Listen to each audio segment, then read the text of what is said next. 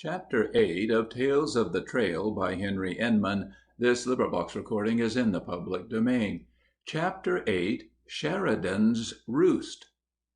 Less than a third of a century ago, the western half of southern Kansas and the whole region beyond, including the historical Washita, where General Custer defeated the famous chief of the Cheyennes, Black Kettle, was the habitat of our noblest indigenous bird, the wild turkey. The dense woods bordering all the streams were full of them, for the wild turkey makes his haunt in the timber.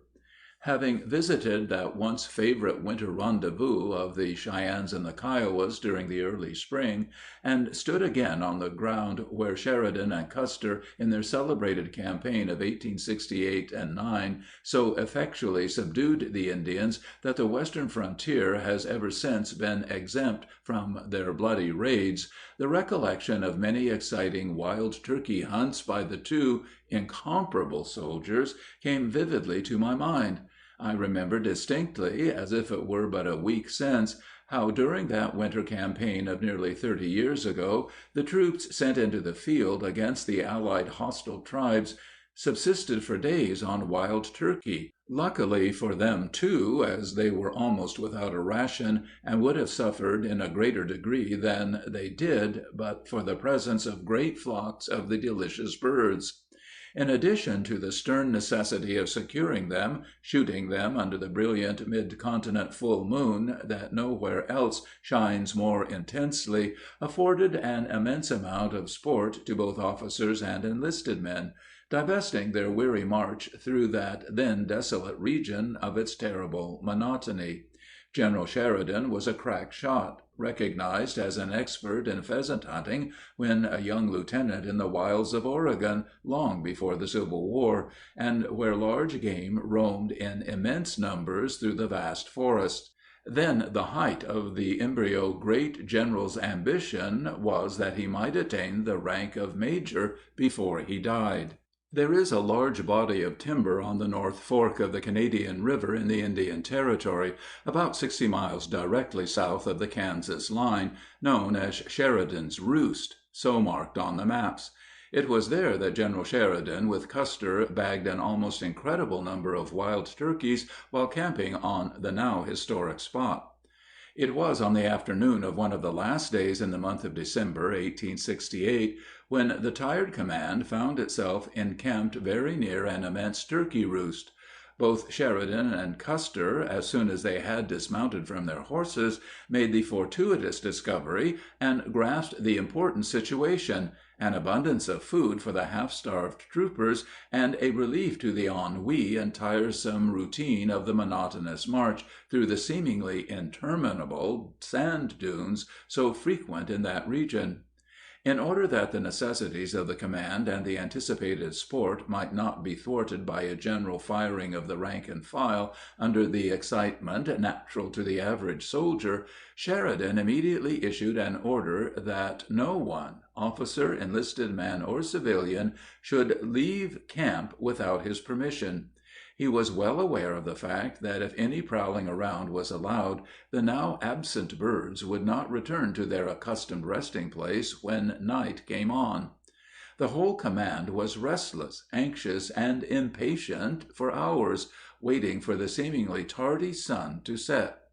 At last, after 2 hours of suspense, the fading rays began to gild the summits of the low range of hills west of the camp. Then, just as the twilight curve reached the horizon, the general, with Custer and several other officers whom he had chosen as companions, left their campfire of blazing logs and sauntered slowly into the thick woods where it had been discovered early in the afternoon that the coveted birds were in the habit of congregating to roost. Arriving at the very center of the vast sleeping place, at the suggestion of General Custer, each gentleman took a position on the ground, separated from each other some distance, to watch from their individual vantage point until the moment should come for the birds to seek their accustomed resting place. They did not have to wait long. Before it had grown fairly dark, 2 or 3 flocks containing at least 200 of the bronzed beauties came walking stealthily down the sheltered ravines leading out into the broad bottom where the great trees stood in aggregated clumps, under whose shadows General Sheridan had first observed the unmistakable signs of a vast roost. At the head of each flock, as it unsuspiciously advanced, strutted a magnificent male bird in all the arrogance of his leadership, and on whose bronzed plumage the soft, full moon, which had just risen, glinted like a calcium light as its golden rays sifted through the interstices of the bare limbs of the winter-garbed forest. When the leader had arrived at the spot where his charge had been accustomed to roost, he suddenly halted, glanced all around him for a few seconds, then, seemingly satisfied that everything was right, he gave the signal, a sharp, quick, shrill whistle. At that instant every bird, with one accord and a tremendous fluttering of wings, raised itself and alighted in the loftiest branches of the tallest trees. In a few moments more, many more flocks arrived, and went through exactly the same evolutions as the first 2, when, having settled themselves for an undisturbed slumber, General Sheridan gave the word for the slaughter to begin. Each officer then began to shoot on his own account, and the turkeys fell like the leaves in October. The stupid birds, not killed at the first fusillade, did not seem to have sense enough to get out of harm's way. They flew from tree to tree at every shot, persistently remaining in the immediate vicinity of their roost with all the characteristic idiocy of a sage hen, which, according to my observation, has less sense than any other bird that flies. It was soon time that all honest men, whether in camp or court, were in bed; but the 2 famous generals and their companions, so exciting was the rare sport, did not leave until the moon was far down the western horizon. They then returned to the friendly fires near their tents, and counted the number of birds which had fallen under the accurate aim of those engaged. It was discovered they had bagged nearly 100 of the magnificent bronzed creatures, of which Sheridan had killed the lion's share. From that midnight incident in the beginning of that eventful winter on the Great Plains, Sheridan's Roost received its name. The spot became classic, and will go down to the generations yet unborn with its suggestive title. Although the majority of the birds stuck to the vicinity of their roost, yet continually slaughtered by the unerring rifles of the officers, appearing to be too senseless to avert their doom by flying off, some, however, did go recklessly into the very camp of the troopers.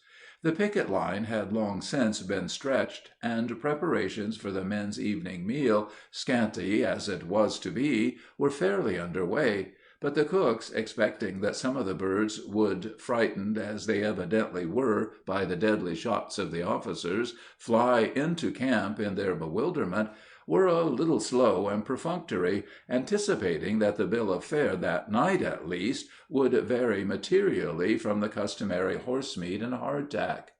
Sure enough, several large flocks rounded up in full view of the command just as the firing commenced. It was a curious as well as a remarkable scene to watch the evident surprise and discomfiture of the birds to discover the whole ground usurped by the soldiers. They were bewildered beyond the power of description. They stood still for a few moments, seemingly paralyzed, but as other flocks began to enter the camp, all in the quickest imaginable time flew into the tallest trees.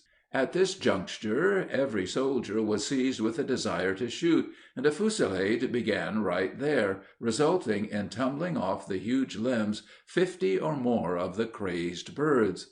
Of course, the remainder were driven away from their roost until the very air was black with the alarmed and bewildered turkeys. As the dark night came on, not knowing where to go, and failing to seek another quiet roosting place, back they all came, but in increased numbers, evidently determined to roost there or nowhere. The air was filled and the ground covered with wild turkeys. They were dazed at the turn affairs had taken, and great flocks ran, bewildered, right among the soldiers and wagons of the supply train. Then was a scene enacted, such as perhaps was never before witnessed, nor has it since, in all probability.